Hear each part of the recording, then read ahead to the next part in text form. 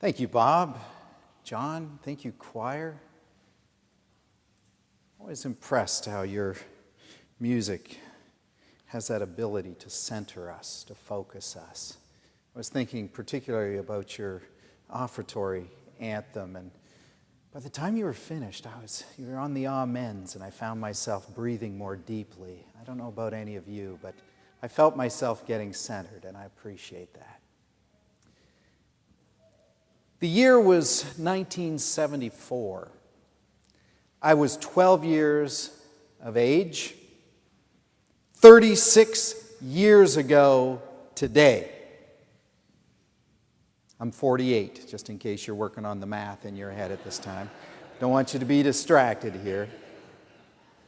I was 12 years old, and I had just engaged my father in one of my early adolescent arguments. I was challenging what appeared to me a new rule in our house. My father was saying, no trick-or-treating after the age of 12. And I said, Dad, I just turned 12 a week and a half ago. How can you take this away from me? He said, your brothers never trick-or-treated 12 and over, and you won't either. But Dad, all my friends are trick-or-treating tonight. Do you want me to seem odd or stand out?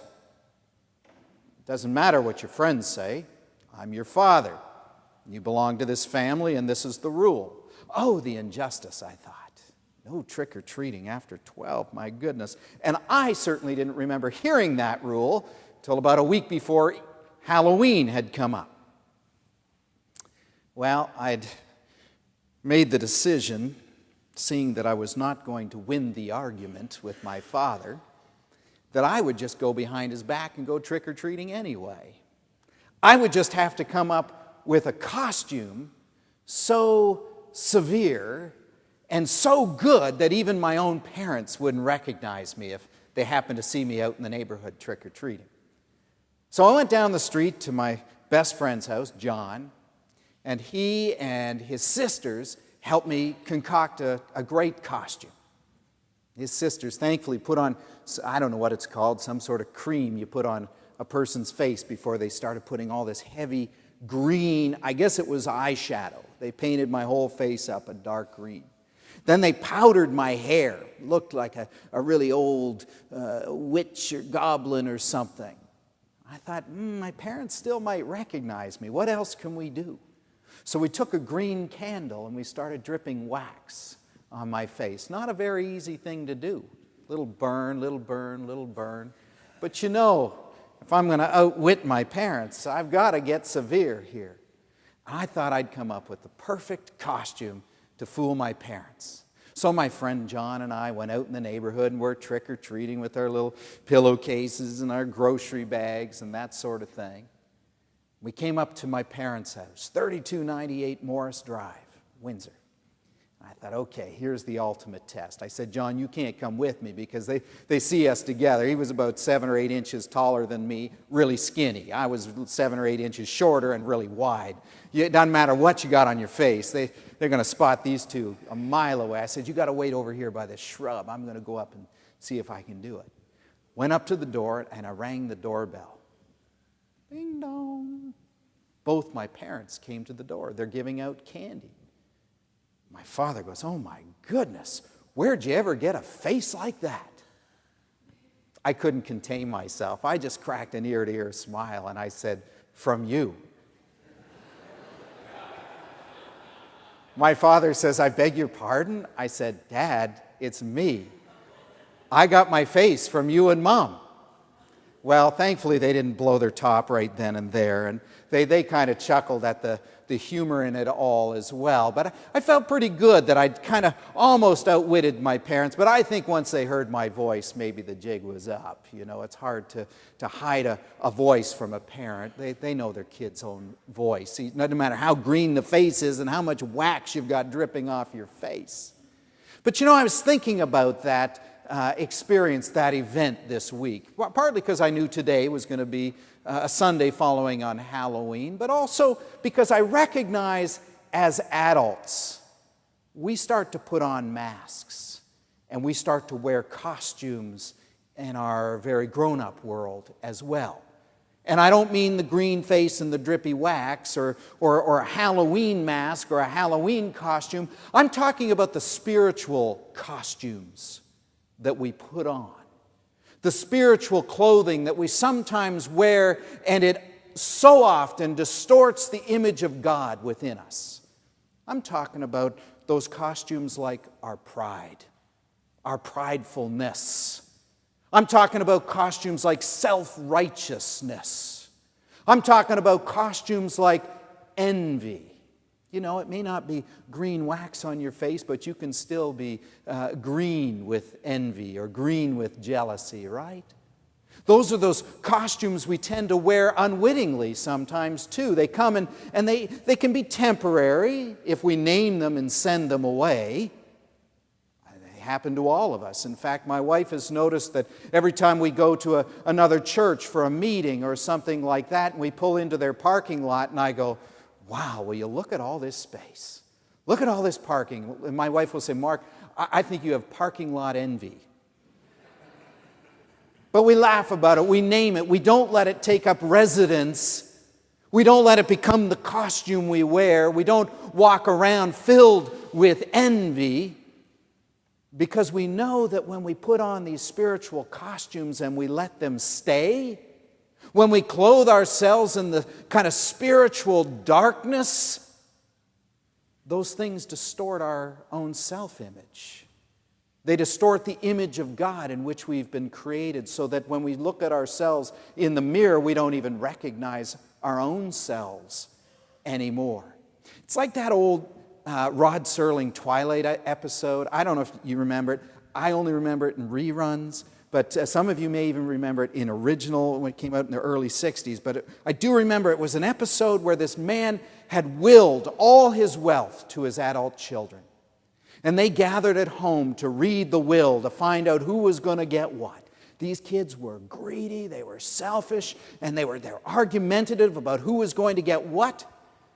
And when their lawyer read the will, it said that they all had to wear these masks that their father had left for them. He said they have to wear them from 6 p.m. until the stroke of midnight. They thought, what is this? This is crazy. I'm glad to see one or two heads nodding, remembering this episode. I don't feel so alone in the world anymore. But they wanted the money, so they wore these very grotesque, ugly-looking masks. The facial features were all distorted. And they sat together at one table all evening wearing these masks, arguing with each other about who deserved to get more in the will and who would get more and who didn't deserve anything.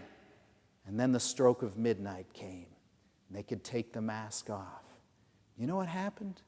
They took the masks off, and their faces had become distorted images as well. Their facial features had become distorted and grotesque, just as the masks were. A great reminder to us that when we cloak ourselves with these kind of spiritual or these dark spirits, they change us, they consume us, they make us think differently about ourselves. We forget who we really are. You know, I was watching on VH1 last night a retrospect on one of my favorite rock and rollers, a guy by the name of Vincent Fournier. Some of you may remember him better as Alice Cooper. Alice Cooper was one of my favorites, partly because he was a preacher's kid and I was a preacher's kid, and I kind of grew up in Windsor and he grew up in Detroit before moving to Texas. And in fact, I remember hearing one song that he wrote called Guilty. And there was a line in it that says, I'm a dirt-talking, beer-drinking, woman-chasing minister's son. If you call that guilty, then that's what I am. I thought, wow, this guy is too cool. As you can imagine, my father and I had a few other adolescent arguments along the way as well. But what I didn't know about Alice Cooper at the time is that he was severely addicted to alcohol and drugs. I didn't know that he had to open a bottle of beer and leave it by his bedside. So first thing in the morning, before he even opened his eyes, he'd take 3 or 4 swigs of beer and then run to the bathroom and throw up blood. I didn't know that he was malnourished from vitamin deficiencies. I didn't know that he was near death because of what he was doing to himself. And he's been sober, clean and sober now for decades. Last night in this interview that I was watching on VH1, he said he didn't have the maturity to recognize that the character he was playing on stage was slowly taking over his personal and private life. Now, for those of you who don't know who Alice Cooper was, he played a very dark, gothic, almost demonic character on stage. Very theatrical, lots of fun for the kids, but it's just an act. But if you don't know the costume and the mask and the show are just an act, it can start to change your perception of yourself. It misshapes your identity. And he said he had a hard time separating the Alice Cooper character on stage from the Vincent Fournier person who had to live and survive in the real world. So that very dark, almost demonic character started taking over his real life. I think that's what happens to us when we allow some of those costumes to take up residence, when they become the permanent garb that we wear on a day-to-day basis. Our anger, our need to be right, our vengeance, our self-righteousness, all those things, when they become kind of permanent clothing for us, they start to misshape us. They distort the image of God in which we've been created. We begin to forget who we are. It's not that we just don't recognize ourselves when we look at ourselves in the mirror. We've forgotten who we are, children of God. It's like that great Leonardo DiCaprio movie called The Man in the Iron Mask. It's not too long ago that movie came out. Here Leonardo DiCaprio is playing the twin brother of the King of France. Only thing is he's been locked in a dungeon. And he's had an iron mask strapped around his face for years. Year after year, he's in the darkness. Year after year, he's got this iron mask wrapped around his face. Till after time, he not only forgets what he looks like, he forgets who he is. He forgets that he's the twin brother to the King of France, and that it's his own brother who's locked him in the dungeon for fear that he might take his place as rightful heir to the throne of France. He forgets who he is. I think that's what happens to us